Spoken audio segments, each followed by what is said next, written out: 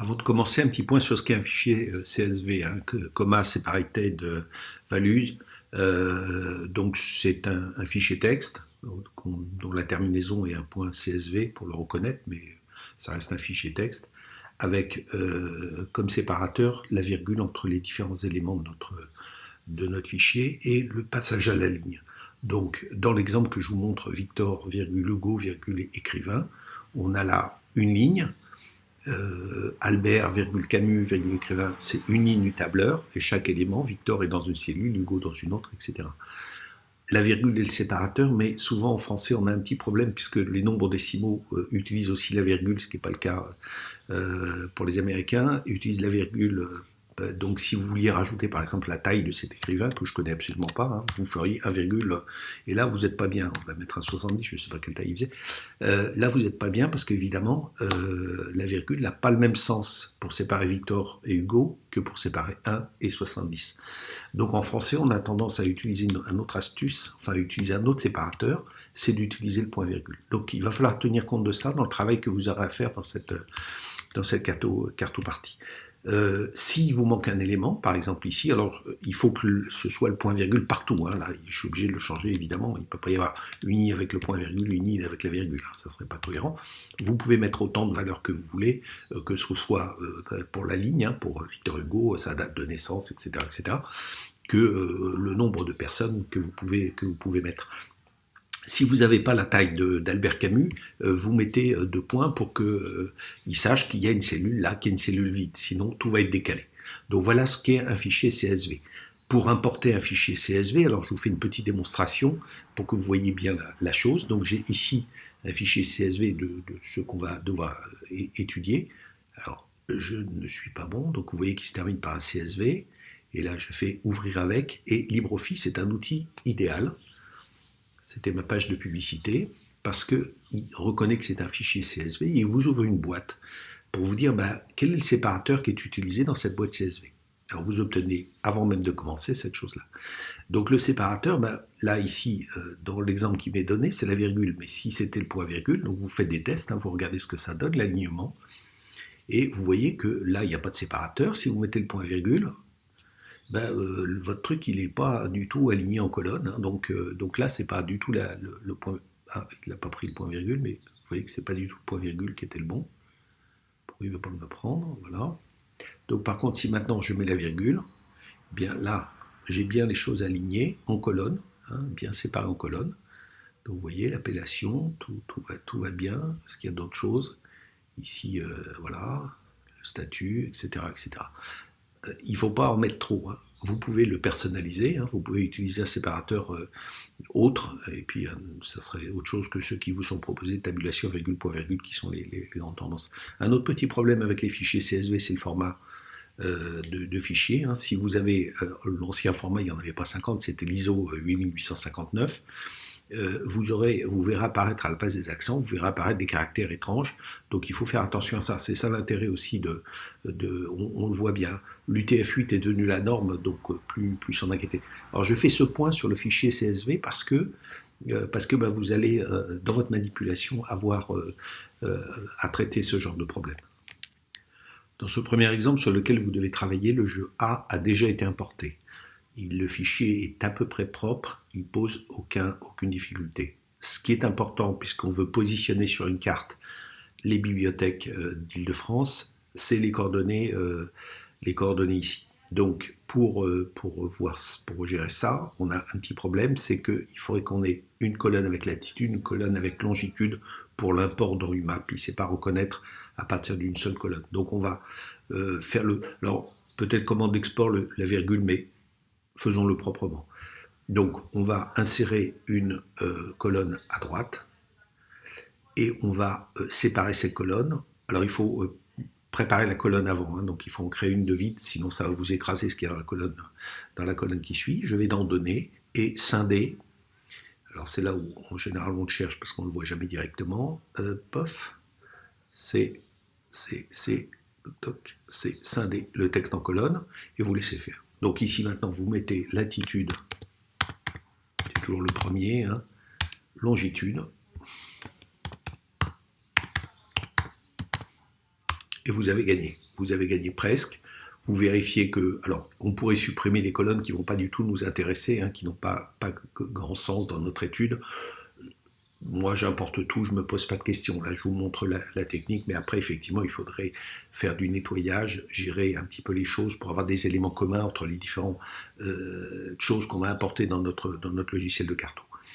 Donc une fois que vous avez fait ça, vous allez dire à Google Sheet de télécharger ce fichier au format CSV.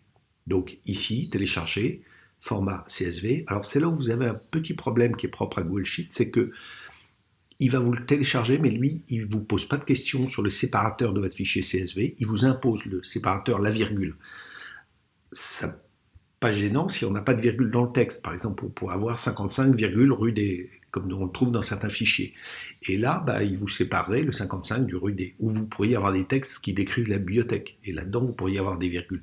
Donc, il faut vraiment faire très attention à ça, soit en supprimant les virgules avant, soit en trouvant une autre solution, avec un autre logiciel qui le fait mieux, comme LibreOffice, encore une fois. Mais Google Sheet, attention, par défaut, il ne se pose pas de questions. Il vous crée votre fichier CSV avec des virgules comme séparateur. Donc nous voilà dans le logiciel de cartographie qu'on va utiliser. Donc en l'occurrence c'est UMAP, il s'appuie sur OpenStreetMap. Il est libre, vous pouvez vous créer un compte ou pas en fait. Créer un compte, ça vous permettra de retrouver vos cartes. Enfin par la suite c'est quand même bien, mais c'est pas obligatoire. Donc on va créer une carte. Donc là ou là c'est pareil. Donc on va créer une carte. Donc voilà, par défaut il nous prend cette première carte. Nous, on veut la région Île-de-France, donc on va se fixer sur cette région. On va créer un nom, donc on va changer de nom, donc on va lui donner comme nom le nom de ce que vous voulez faire. Moi, en l'occurrence, pour le test, voilà, ma carte, ça manque un peu d'idées. On enregistre, et puis on va... alors, il faut voir qu'on enregistre, et après il faut vérifier son résultat en désactivant l'édition. Il y a une différence d'affichage, donc il faut tenir compte de ça. Je vais importer mon fichier que j'ai créé tout à l'heure, donc le fichier des bibliothèques, qui se trouve ici. J'en ai un petit nombre. Je l'importe. Voilà, c'est fait, je l'enregistre. C'est épouvantable, vous allez me dire, puisque en fait... on ne voit rien, il y en a tellement que il faut zoomer évidemment pour arriver sur quelque chose. Alors vous voyez, il est passé en mode désactiver, enregistrer c'est caché, et on peut maintenant désactiver l'édition. Donc maintenant je peux voir ma bibliothèque, calque 1, c'est pas terrible, donc on va essayer d'arranger tout ça. Alors je reviens en mode édition, et je vais venir sur mon calque, le calque sur lequel je travaille. Donc première étape, ça va consister à modifier ce calque. Alors ce calque, ce sont les bibliothèques. Je vais essayer d'arranger aussi son affichage. Je vais lui faire avec cluster. Ça va permettre de les regrouper. Vous voyez, l'effet est immédiat, vous voyez le résultat. La forme, ma foi, la forme, je suis assez content de la forme. Mais on peut ici changer la couleur. On pourrait définir une autre couleur ici. Pour le premier jeu, je vais prendre le bleu, mais pour le deuxième, il faudra que je change de couleur, sinon je ne ferai pas la distinction entre les autres. La forme de l'icône, pour l'instant, je suis content, j'y touche pas, mais vous pouvez jouer avec. Alors sur les bibliothèques, on va essayer de trouver un livre pour marquer à l'intérieur que c'est une bibliothèque. Je crois qu'il existe. Mais évidemment, quand on le cherche, on ne trouve pas. Le trait, l'épaisseur, on ne fait pas de trait, donc pour l'instant, tout va bien. On va essayer de faire afficher les informations qu'on a dans notre tableur à l'intérieur de ça. Donc les options d'insertion, donc ici on va passer en pop-up grande et on va changer le gabarit de la pop-up et on va mettre le tableau, ce qui va nous afficher ce qu'il y a dans le tableau que vous avez importé. On pourrait personnaliser cet affichage en utilisant le gabarit de contenu de la pop-up, y compris en mettant des images. Mais faudrait-il avoir les images ou le lien vers les images? Alors là, il y a un travail individuel à faire. Je ne sais pas faire un truc global, aller prendre une image de toutes les bibliothèques. Ça doit se faire à la main. Bon, une fois que j'ai fait ça, j'enregistre. Je suis assez content de mon résultat, moi. J'enregistre. Alors voilà, suivant la taille, ça peut prendre un petit peu de temps. Donc, on va... Alors ça, j'en ai plus besoin. Donc normalement, voilà, ça m'affiche les informations qu'on avait dans notre fichier CSV. J'ai fait ma première carte, j'ai donné un nom de calque, je suis en mode désactivé. C'est à partir de là que les utilisateurs vont pouvoir jouer sur les calques, faire afficher les calques, cacher les calques en fonction de ce qu'ils veulent obtenir.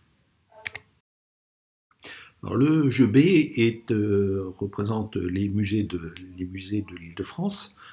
Il est aussi, vous le trouverez aussi dans le document Google Sheet. Par contre, il a un petit défaut, on l'a un petit peu compliqué puisque vous n'avez pas les coordonnées GPS des musées de France.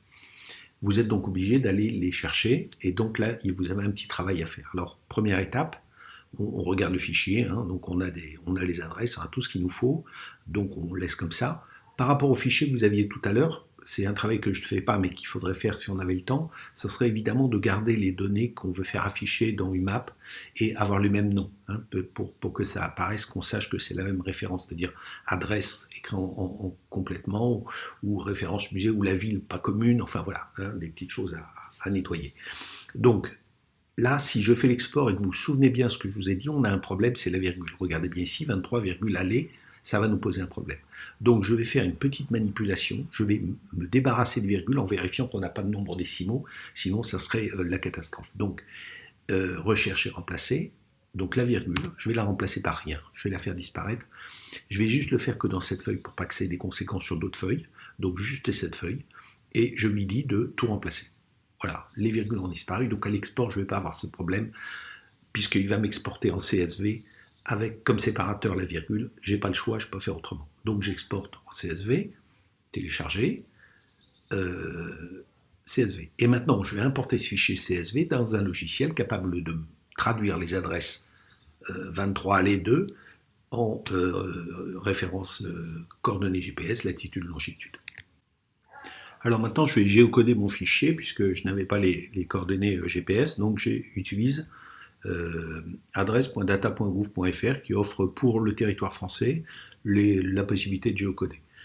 Il n'est pas le seul, hein, il y en a d'autres logiciels, applications sur Internet qui font ça. Donc je glisse mon fichier dedans. Vous voyez la vitesse à laquelle il me fait ça.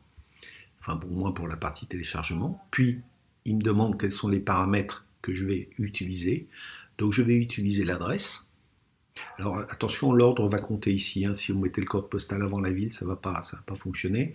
Je vais essayer d'affiner avec le département, avec la région, éventuellement avec le code postal. Et je lance le géocodage.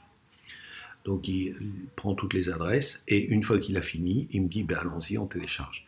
Alors on n'a pas le défaut, c'est qu'on n'a pas de vision sur ce qu'il a fait, c'est-à-dire que s'il nous géolocalise quelque chose au mauvais endroit, on ne peut pas intervenir. Alors qu'il y a d'autres applications qui permettent de corriger à ce moment-là. Donc nous voilà de retour dans UMAP. Hein, notre première carte est restée là, pas bougé depuis, tant mieux. Donc on va maintenant importer notre deuxième jeu de données. Donc on va dans Import, on va sélectionner notre fichier. Alors le fichier qui nous a été créé par adresse.data.gouv, il se finit par geocoded, hein, il nous le rajoute, donc ça permet de savoir que c'est lui, c'est très bien. Donc on va l'ouvrir. Et là, on fait très attention à quelque chose, c'est qu'il ne faut pas l'importer dans bibliothèque, évidemment, c'est-à-dire le calque précédent, mais il faut l'importer dans un nouveau calque. Si vous l'importez dans le même, ça va être la confusion totale. On importe. Il nous dit qu'il y a eu une erreur pendant l'import. On voit qu'on a un problème de géocodage sur 3 villes. L'Île-de-France, La Rochelle ne me semble pas être en Île-de-France, pas plus que 7. Ou Nancy, donc là il y a un petit problème. Donc ça, il aurait fallu le corriger en amont. Je ne l'ai pas fait. Donc j'enregistre mon travail. Alors là, il faut attendre qu'il me rende la main, hein, donc ce qu'il a fait. Je reviens sur mes calques.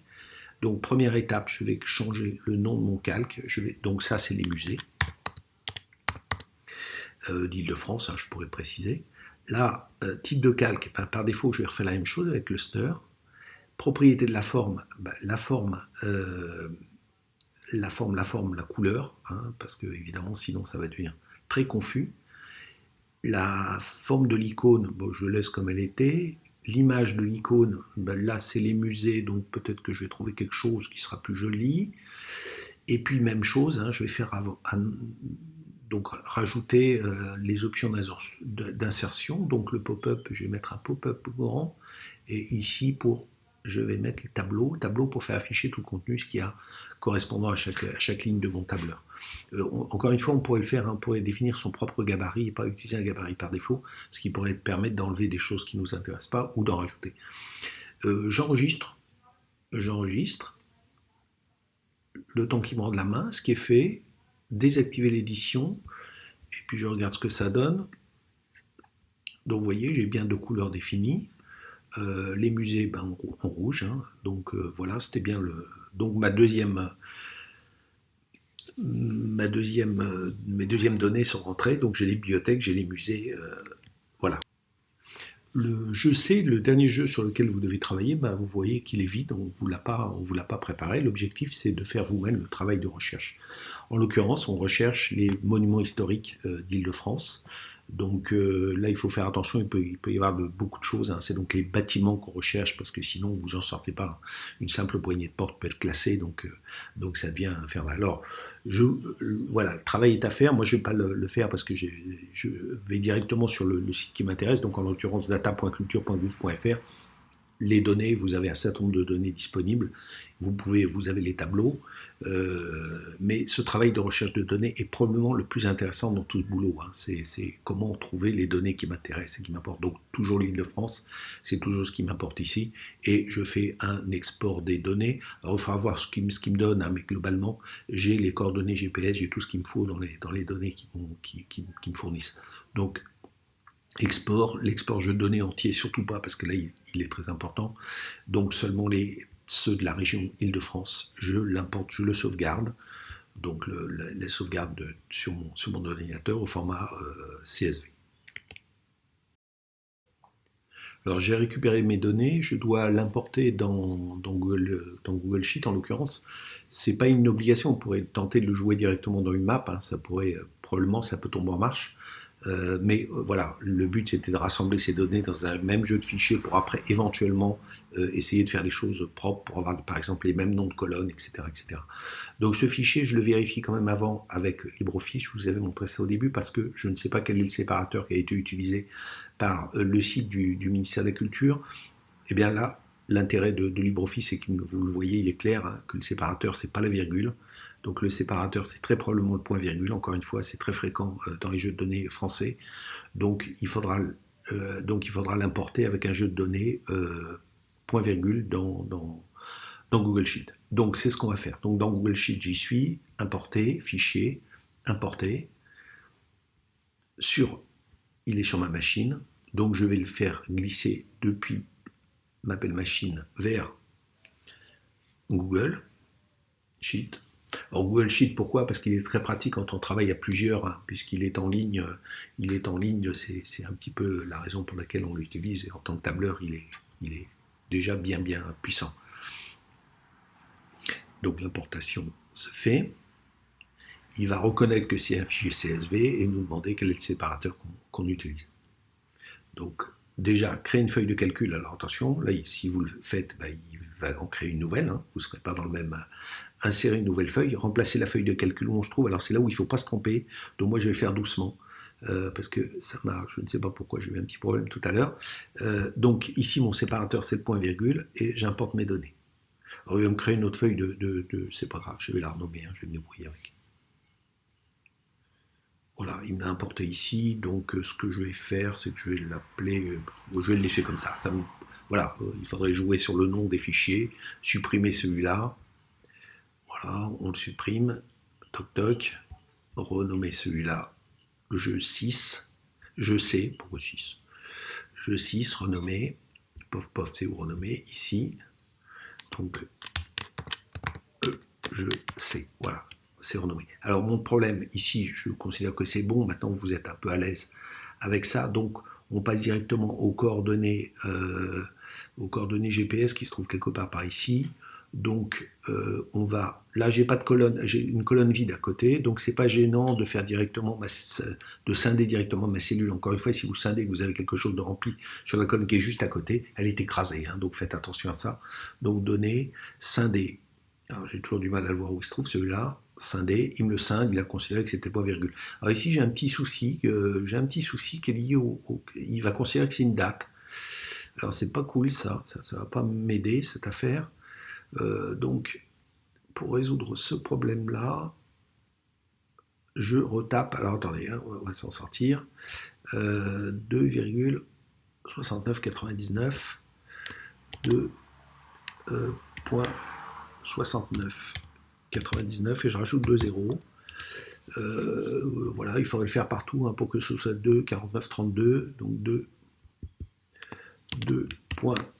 2,493200, parce qu'il considère voilà, que c'est plus proche d'une date que d'un chiffre. Hein, donc ça doit aller, hein, s'il y a des erreurs, c'est pas très grave du moment que vous compreniez le principe. Alors n'oubliez pas ici de changer les noms. Hein. Si vous n'avez pas de nom, l'import va pas se passer correctement dans UMAP, donc longitude. Donc si vous manquez un titre hein, sur une des colonnes, donc faites attention à ça. Une fois que vous avez fait ça, vous enregistrez au format CSV, donc télécharger, format CSV. Voilà, il ne vous a rien demandé, tout va bien, et maintenant on va l'importer dans UMAP. Donc nous voilà de retour dans notre carte, on va faire son import. Donc, toujours la même chose, on va sélectionner le fichier. Voilà. On fait attention à ne pas le mettre dans un calque existant, et on importe. Alors là, on ne va pas trop vite, hein, on laisse le travail se faire avant de cliquer trop nerveusement, parce que sinon, il va vous faire plusieurs calques à la fois, il va vous faire plusieurs imports. Alors là, j'ai vu passer des erreurs, il faudra voir pourquoi. Une fois que ça a été fait, vous pensez qu'il est stable, vous enregistrez. Mais vous le faites qu'une fois, hein, sinon vous aurez des problèmes avec les calques. Vous en aurez plusieurs. Donc on revient sur ce calque. On va faire la même chose que ce qu'on a fait avec les autres, donc type de calque avec cluster. On va changer la couleur de celui-ci, donc on va le colorer. Alors on a utilisé le bleu, le rouge, on va mettre du vert. L'image de l'icône, bon c'est pas fondamental, hein, vous avez compris le principe, donc je passe parce qu'à chaque fois je dois chercher option d'interaction, pop-up de la forme.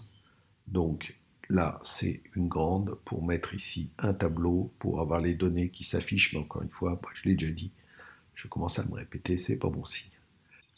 Donc on enregistre, et puis normalement on a nos trois calques. Donc on lui laisse le temps, hein, c'est toujours ce petit temps qu'il lui faut pour faire l'enregistrement et pouvoir reprendre la main dessus, hein, c'est-à-dire pouvoir basculer en mode normal. Voilà, donc le mode, c'est le mode, on désactive l'édition. Et maintenant, l'utilisateur de votre carte peut voir apparaître, j'ai oublié de changer le nom du calque, donc on va faire ça. Il faut toujours oublier un petit quelque chose. Donc on revient dans les calques. C'est celui-ci, et on a oublié, donc lui c'est les bâtiments. En l'occurrence, les bâtiments historiques, hein, on va changer que ça. On peut, donc toujours la même chose, hein, le temps qu'il enregistre. Même si vous n'avez pas changé grand chose, au bout d'un moment, il commence à y avoir beaucoup d'éléments sur votre carte. Donc on va ici créer un nouveau calque, ajouter un calque, et ce sera mon calque à moi, perso, pour vous montrer qu'on peut rajouter des éléments au-dessus de votre carte hein, qui peuvent être intéressants. Donc cette fois, on va changer la forme, et puis on pourrait changer, mais c'est la forme de l'icône qu'on va changer pour vous montrer que quand même on peut faire pas mal de choses. Donc on va mettre une épingle, on va enregistrer. Donc maintenant, vous devez voir apparaître, donc on se met en mode désactivé, donc le mode des utilisateurs qui vont. Et on a le mode ici perso. Donc on peut cacher des choses. Donc il nous reste maintenant à rajouter peut-être un élément dans perso. Donc en l'occurrence, on va prendre une épingle et puis on va la pointer sur Champigny-sur-Marne qui doit se trouver quelque part par là, caché derrière les pofs. Je l'agrandis violemment, mais ça me permet peut-être de voir où il est passé. Donc, je pointe Nogent-sur-Marne, Champigny doit être par là.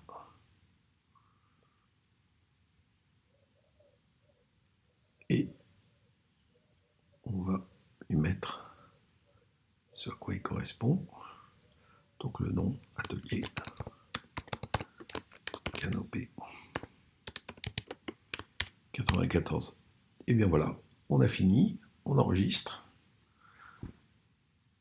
On va basculer en mode